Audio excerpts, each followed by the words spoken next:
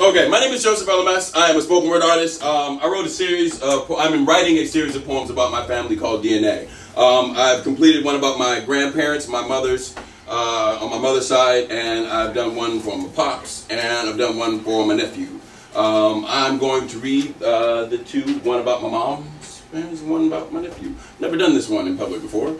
And when it printed out, like, words skipped because the printer is busted, so this should be interesting. Practice in editing.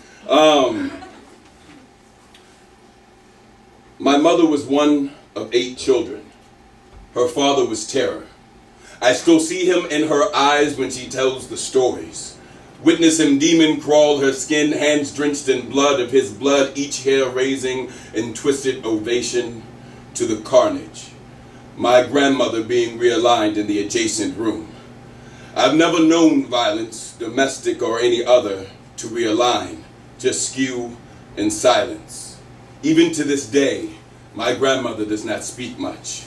In my mind, where these stories sit safely at a table having conversations about how they will one day shape the lives of my children, I have to confess, I feel my grandfather's terror in the marrow of my bones, spiraling through the halls of my DNA, swearing his anger did not die with him.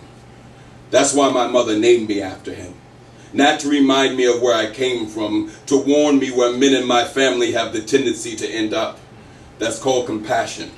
I thank my mother for giving my humanity a running start. In his later years, my grandfather's anger ate at his flesh like a cancer, literally.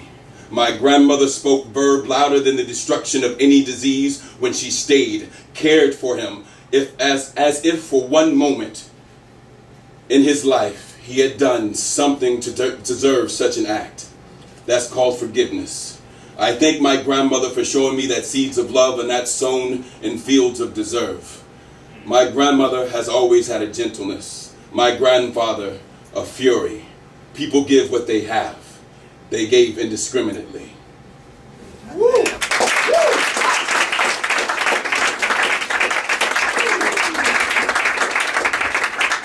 The quiet reading poem.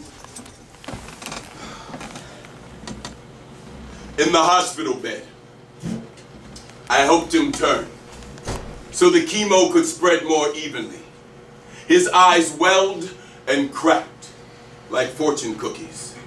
Inside read, life is short, but being alive is the longest thing you will ever do. Proceed accordingly. If I had attempted this homage to my father 10 years ago, probably would have consisted more of those intangibles that drove me away. Hate and blame more than just mere symptoms of childhood angst, but the language I learned to speak, an effort to explain how my father's absence for my formative years made me feel. You see, I once considered my father's DNA to be a cancer in me. Understanding the helix to be doubled, I never dreamed of losing myself completely, only half. A man now, I realize my thinking was the cancer. Forgiveness is chemo. I'm still waiting for it to spread evenly.